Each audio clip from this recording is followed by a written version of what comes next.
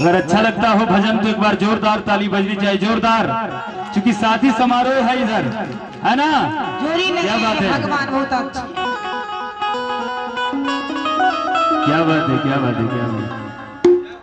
जीवने किशोरी मोरी तेहने किशोर है, विधि न लगावल जोड़ी और विधि न लगावल जोड़ी केहन बेजोर है।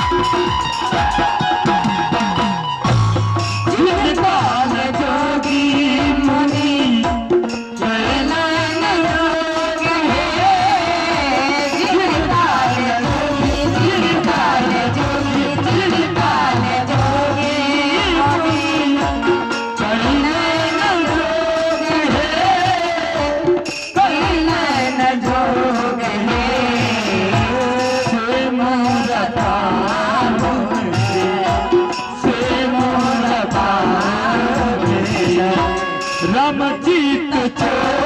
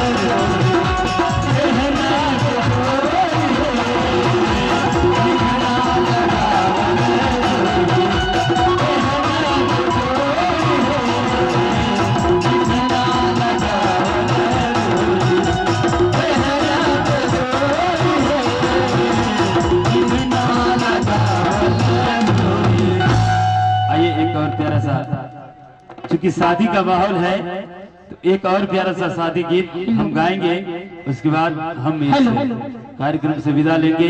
आइए हमारे भाई सोनू जी थोड़ा देर के लिए नाल से संगत कर लीजिए, आप थोड़ा देर के लिए हमारे भाई सोनू जी।